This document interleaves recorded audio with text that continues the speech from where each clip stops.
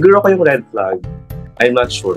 But maybe hindi pa binibigay ni Lord yung right partner for me. Siguro kasi tumaas na yung standard ng preferences mo. May nakadate kasi ako na sobra talagang iba na yung level ng personality, yung looks or something. Sabi nila, makakasama mo daw kasi siya in a lifetime. So, bakit mo daw bababaan yung standard mo? Sabi nga nila, mahal. Kaya dapat daw mahal lahat yung ibibigay. Hindi ka manghihinayang na naibigay mo yung all mo to this person. Me, right now, na 34 years old, going 34 na ako, it's a choice.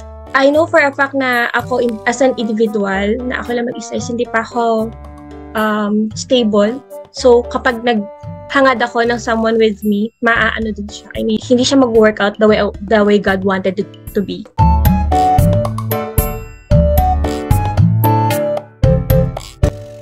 Yes, I use dating apps. In terms of experience, actually, it's really fun meeting random people. Most of the time, I use dating apps during pupunta ako sa isang place. For example, nagpunta akong Boracay and then yun talaga yung purpose ng dating app sa akin, just to meet people, tour me around, have dinner. Yung isang dating app, which is Tinder, na-block na ako. I don't know why. I don't know, pero na-community guidelines ako. Pero wala naman nagawang masama. Nag-ano kami ng friend ko, nag-try. But then, wala. Girls lang din yung friendship lang din kami. Kasi yung wala naman akong na-date or nakilala. Yung lang talaga, puro girl nga yung nakilala ko, hindi naman guys. So parang yata ako sa girls. Hindi ko alam kung magiging honest ba ako dito. So, actually, yung last relationship ko is from dating app. And I can say na risky siya. So, you need to know ano ba talaga yung intention sa'yo. Kailangan open mind ka and at the same time, not truly open. Yun yung sa akin. Yun yung natutunan ko sa dating app.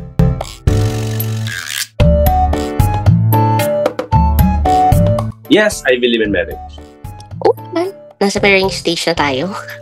So, we tend to think na kailangan mag-marry na agad. Pero, in a point na hindi ka naman nagmamadali. Kasi, ang marriage kasi is more on lifetime partner. So, ganun yung thinking ko eh. Kasi kung marriage na, pakasal lang tayo or inaya ka lang magpakasal, dapat sure ka na yung gusto mo na yung guy na yun. Definitely, yes. So, it's a matter of parang ka din kasi commitment with the person na pagkasal kayo, at least malalagdagan yung level mo na ilaban yung tao kasi meron kayong marriage na pinangahawakan. Every relationship should be binded by God. So, mababind siya ni God kung may marriage na tinatawag.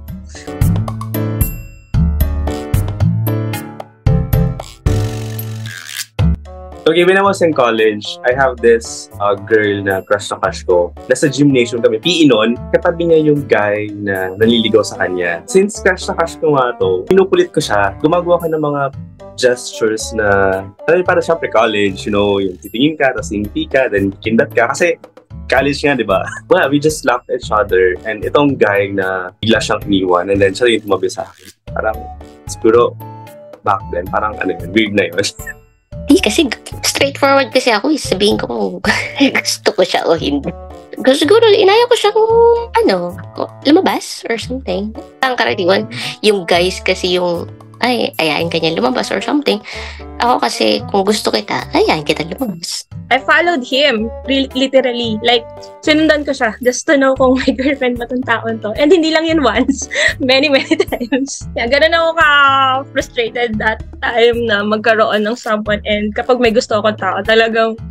Pero hindi ako umaamin na crush ko siya. Pero silently and quietly, nagtatago ako para lang malaman ko kung sino talaga tong guy na to. Ganun.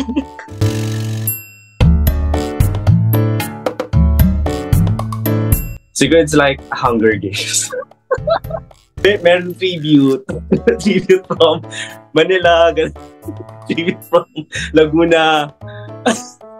500 Days of Summer? Yun napanood ko.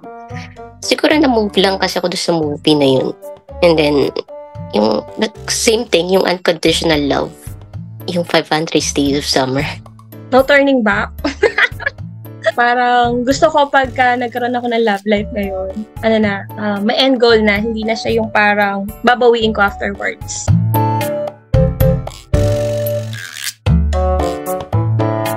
Hindi na. Kasi I learned to divert my attention to other things.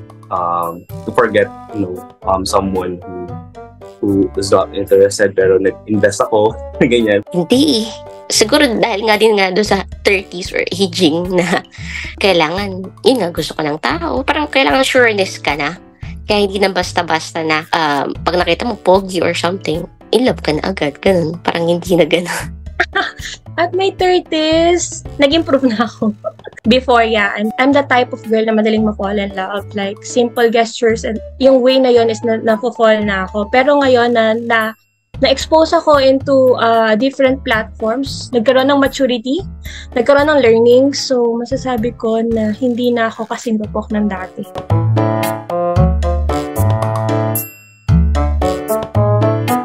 Hala, kahit ako hindi ko masagot. Baka hindi ko ready. Bahala na si God. Actually, God, Lord, ikaw na po yung bahala sumagot no. Love is unconditional. Kasi hindi mo, parang we give everything to the name of love. And then, we also get hurt too much. But then, you need to be brave na harapin yung love na yun. Kasi sobrang, sabi ko nga, heartache, sobrang masaya. But then, maraming circumstances yung pagdadaanan ng love na yun. Actually, ang pinaka-baseline ng love is yung Corinthians parang love is patient, love is kind, dapat selfless siya, and at the same time, kailangan the balance, the word balance. Kailangan, mahal mo yung sarili mo, pero dapat mas mahal mo yung mga nasa paligid mo. So,